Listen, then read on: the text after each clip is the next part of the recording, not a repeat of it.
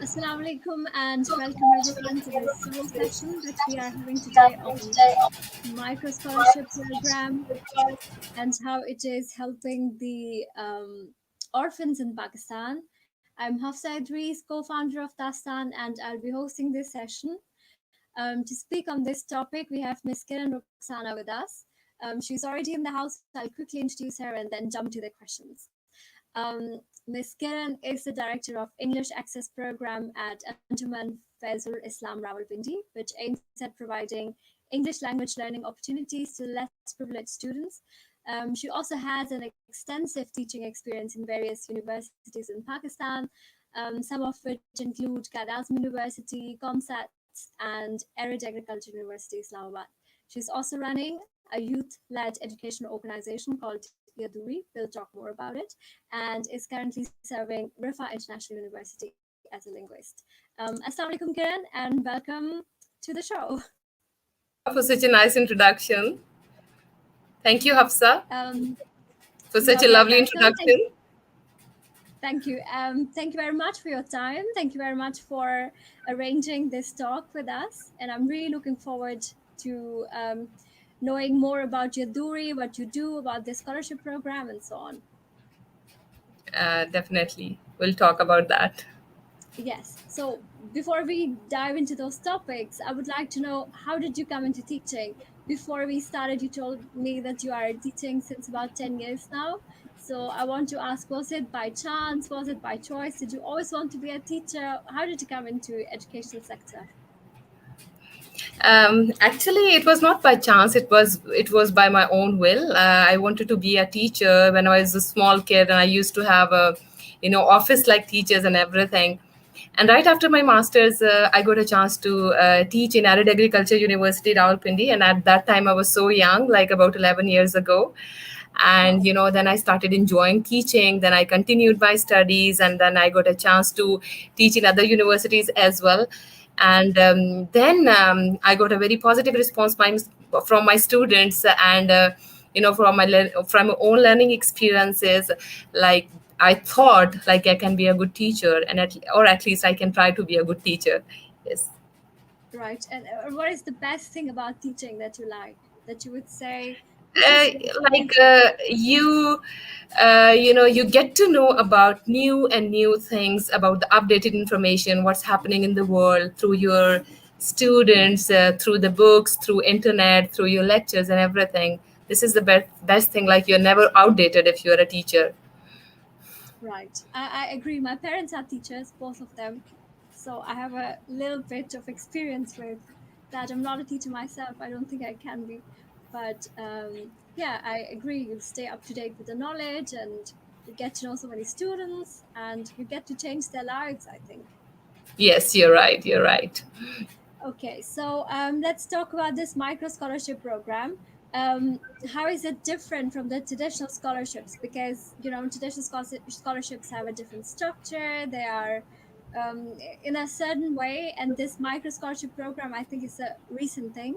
So tell us a bit more about how this works, what it is, and so on. Actually, this is not a recent program. This is a global program, and this is being run in more than 87 countries in the world, including a lot of countries like Sri Lanka, Nepal, Pakistan, India, Bangladesh, like some of the Asian countries that I could name over here. Basically, this is a program which is funded by the US Embassy, Department of State, and they have an office, regional English language office, and they support and they sponsor, the English language opportunities, not only in Pakistan, but the scholarship opportunities abroad. So this English Access MicroScholarship Program is one of the prestigious programs of the US Embassy in Pakistan. And this is, as you know, it is funded by the US government in Pakistan. So basically, the aim of this program, the most interesting thing about this program is it targets the less privileged group of students in Pakistan, the students who are actually intelligent, and they are the bright students, and they do not get the opportunities. We do not target the students of the best schools, like, for example, including Beacon House, Frobels, Roots, and other schools. but we target the government schools most of the times. And it is being run by various universities, various institutes in Pakistan, like Rifa International University is running it in orphanage Fazul Islam Islamabad. And if you have ever heard about Fazul Islam Orphanage, and the name of that orphanage is Apna Ghar, and they have the five orphanages in Rawalpindi and Islamabad. So that's free of cost for students, and they cater students from all over Pakistan,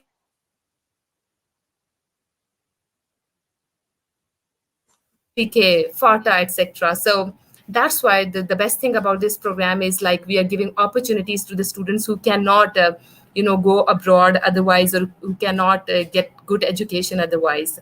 So that's the best thing about this program. Right. And when somebody qualifies for this scholarship, is it like they're sent abroad, or do they study in the prestigious universities in Pakistan, or how does that work?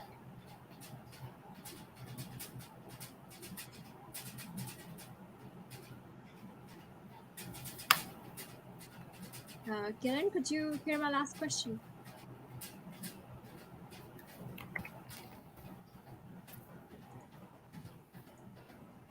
Kiran, could you hear my last question? Actually, due to COVID, we could not send them to US. Otherwise, we sent them for attending different conferences, and be part of the US embassy alumni, so they can get a lot of other privilege.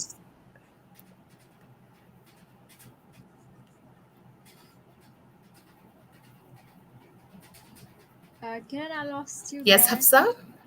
Yeah, I could not really catch the last part. Could you please repeat?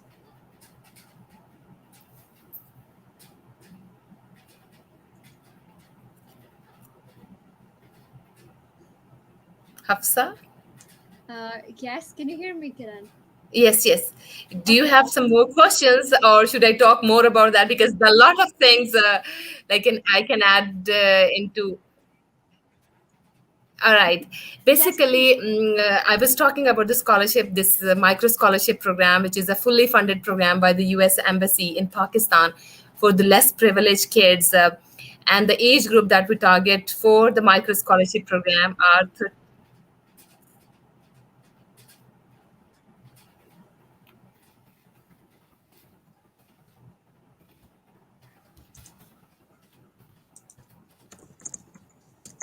Kiran, I think your internet connection is a little unstable.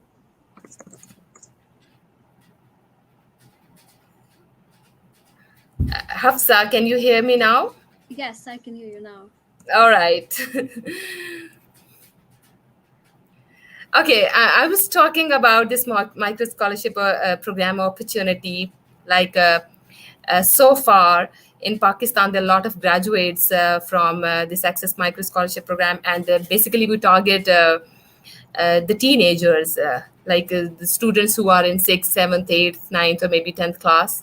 And they are part of the government schools in Pakistan, and they do not have the much good opportunities to learn English language while being part of their schools. So that's the best thing about it. Yes.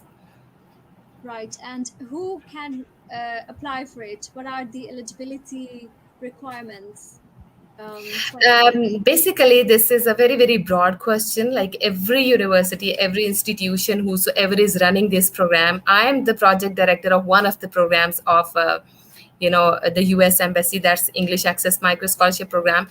A lot of other universities, they are running that. I can talk about my program, like the students who are already enrolled in the orphanage Fazul Islam, they can be part of this program. Other than that, some other universities, they have an open advertisement in the newspaper.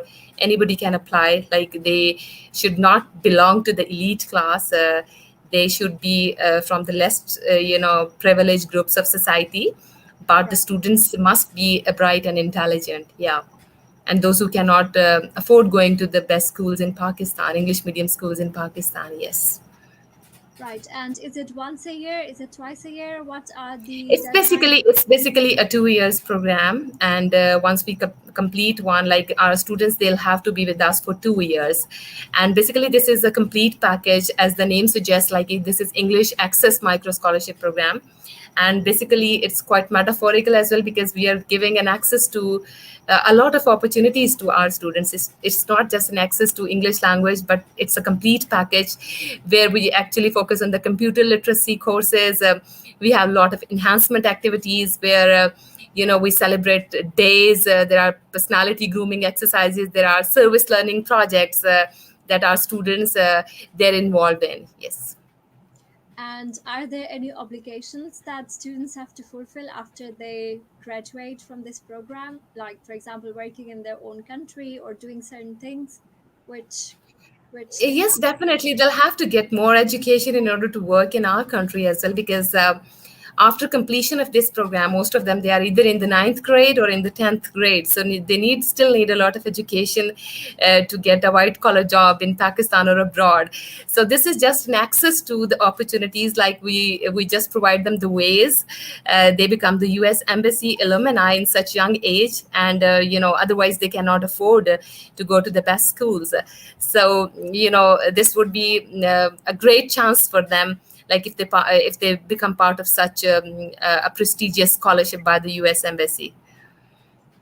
Right. And is there a website where we could see all the requirements, deadlines, when to apply, and everything about this scholarship? Yes, there are some web pages, there are Facebook pages, and the Regional English Language Office is very much active on the Facebook pages and the Instagram pages. So all the information is available on the US Embassy Islamabad website, and like going for the other countries, like Nepal has its own website, like Sri Lanka has its own website. So the opportunities which are available for Pakistani students, you can just find them on the US Embassy page. Perfect. Um, Now let's talk about Yaduri, which is your platform because you're also running this youth-led educational organization. Tell us about it. What is it about? What does it do? What is your vision? What is the objective behind it? Actually, along with some of my students in 2010, we started working on an organization, and the name of the organization was something else at that time. And we were quite emotional, like we'll run some organization that would work for the rest marginalized group of, sorry, the marginalized group of society. But it couldn't work due to studies and the locked off hectic routines, plus the lack of resources as well, I would say. And then again in 2020, I started working again on this very organization, and the main purpose of this organization again is to educate the less privileged group of society. Again, we are just going in in a parallel way with the US Embassy mission to educate the people who cannot afford to go to the best schools. So again, to educate the youth of Pakistan, that's the main purpose of this organization. Right. And are you working in affiliation with U.S. Embassy or is it an independent nonprofit So organization? far, it is an independent organization, and we are planning to, offer some courses for Afghani students, and we are also working with the government of Turkey, basically, to work in collaboration with them and to design some exchange programs for the very young students of Pakistan, like those who are in schools and they can have an exchange opportunity in Turkey. And we are also planning to get some projects from JICA. Like we really want to work with such organizations. Yes. Right. Okay. So you said you are working for Yaduri, and also your main objective in life or your career is to educate basically children, young students from underprivileged or marginalized areas of Pakistan. How did you come into this? What inspired you that you thought this is a field where I think I could contribute or I would like to take up this mission and work for it? What was the inspiration? Actually, I would like to say over here, I have many inspirations in my life, and especially my grandfather. He was an orphan himself, and he always advised me to go for for such kind of projects where you can help the orphans basically. And you'll see like the people who belong to, or the kids especially, who belong to this segment of society, they're very intelligent and they'll get the cream, and they do not get the opportunities otherwise. So invest on them, and ultimately you'll get the reward of this thing. So I would say my grandfather is my inspiration in such kind of projects. Like I would also like to work for the slums of Pakistan. Like there are a lot of slum areas, even in the capital and in the suburbs of the capital. We can work on that. But sometimes it's not feasible to cater all the slums at one place and to be consistent at least for 2 years. Otherwise, we were also planning to go for the slums for our English Access program. Right. Right. And where do you see yourself in 5 years? Do you plan to just work with Yaduri, or do you also have other ideas that you would like to start? Um, Actually, Yaduri is a newborn baby, you can say, and we really need a lot of time, a lot of collaborations to make it a successful organization. right. But probably I'll focus on my career more and my teaching job that's in an international university in Pakistan. So basically, I'm a linguist, so I try to explore, to experiment with the other languages. Like I'm working on Potawari language, which is my mother tongue. Along with that, previously in collaboration with some other authors, I have worked on Pashto language. So though I don't know Pashto, but there are some translations. So definitely, I would say like my interest is more into languages, not only English language, but all the regional languages as well. And I in my future, I'm planning to learn French, Spanish, and German. Yeah. Wow. That would be amazing. Okay, one last question before I let you go, Kiran. So, how can people like me who are not really, influencers or on top positions, but just students or doing something small, can support you in your causes or your platform or your project? How can we be of any help? Actually, Hafsa, this is a very, very interesting question. And I always advise my students, like the young students, university students in Pakistan, like they're girls and boys both. I want them to do their volunteer work at least for a few years, because when you don't work for money, first of all, when you start your career, like I worked as a volunteer for more than 8 years, so definitely it will polish up your skills, and you feel like you're not greedy for money, and you're doing something for your society, you're doing something marvelous for your country. So that's the thing, like we can add up into the progress of our country. Absolutely, I agree. Um, Right. Kiran, if somebody wants to contact you to know more about either this micro scholarship program or about your organization, Yaduri, how can they contact you? How can they reach out? Okay, I can just give my email address here. We have a Facebook page as well, but due to some security reasons, we have unpublished that page for a few days, and we'll work on that. And definitely in future, I can share that page with you. But right now, I can share my email address. Can I type it over here? Yes, you can, and then I'll add to the post description. So if anyone needs it, they can contact you through that. Yes. Perfect. Thank you. Is there anything you would like to say to young students in Pakistan or outside Pakistan, like me, um, about life as a teacher, as a educationalist, as a linguist? Hafsa, basically, uh, you need to get motivated all the time, whatever kind of circumstances you have. Like, you have to be very positive about yourself, get yourself educated, get yourself have updated knowledge. That's the most important thing. And people, they quit their studies due to some personal reasons, some domestic reasons, some financial problems. So there is a message for all the students, not only in Pakistan but abroad. There are a lot of ways or the doors that they can open, with their hard work, or if they are into internet, still there are a lot of opportunities that they can avail. There are a lot of scholarship opportunities as well for them that they can have in order to get good education, not only in Pakistan but abroad. So they just need to be motivated. Right. I think it's a really important message because it must come from inside, whatever you want to do. And if you are not motivated enough, it's very hard to enjoy what you are doing or to do at the first place something. And another important thing I would like to add on, Hafsa, over here is just dream about your life. Just have, see dreams. Like where would you be in last in next 5 years or in next 10 years? I would just like to share something with you over here. Of course. Like there should be some activity in your life.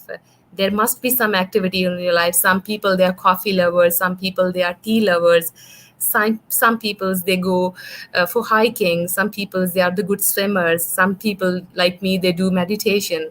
So there must be something in your life that keeps you motivated. So whenever I'm stressed out, so I do I do meditation, and that's the best therapy. Like that can get me out of such kind of stressful situations wherever I need to take some important decisions, or whenever I'm under pressure, like working on some reports, or whenever there are some deadlines that I have to meet. So this is something that really work for me. Yeah. Right. One last question. Since I'm the co-founder of Daastan, we are always trying to find networks or potential collaborations. Do you think in future it would be possible to do something together for young Like people? Daastan and Yaduri, or Daastan with Rifa International University. Definitely, we are already the partners. This is something that I would like to share with you. Like Daastan, they have conducted a lot of sessions, a lot of motivational sessions, I would say, like the importance of good book reading, Yes. and the kind of opportunities that the writers they can have. If they're connected with Dastan. So definitely we would love to work more with Dastan. Perfect. Sounds amazing. All right, Ken, thank you very much for your time. I had a lot to learn from you, and I'm sure many people who did not know about this micro scholarship program now know. And if they personally cannot apply themselves, I think they can recommend it to their um, friends or social circle or neighbors, whoever is eligible for it. As you said, there is a certain class which can apply for. Plus, Hafsa, I would like to add on something over here. If you do not qualify under that, age bracket, or under that, kind of class, still you can work with us as volunteers. So we really need volunteers who can work for the better educational system in Pakistan. So that's something which is very important for us. And we are offering internships for the youngsters, like who are the university students who are doing their bachelors. So along with that, they can have the paid and the unpaid internships with us. So they are always welcome, and they can always contact us for having some kind of session, or we are always available for our students. We'll provide them the ways, we'll guide them what they can do in their lives. And we also conduct the personality grooming and the career counseling workshops for our students. Yes. Sounds amazing. Thank you very much, Kiran, for doing all these wonderful things. I wish you lots of success, and I hope you do even more in future for all of us. And I hope we will talk sometime again soon on some of your projects, maybe. Thank you so much for having me here. Thank you. It's an honor for me. Thank you so Oh, much. it's an honor and pleasure for me too. So I wish you a good day, and I will update your email in the post so anyone can contact you. That's great. That's great. Thank you. Allah Hafiz. Allah Hafiz, have a good day. Have a good day.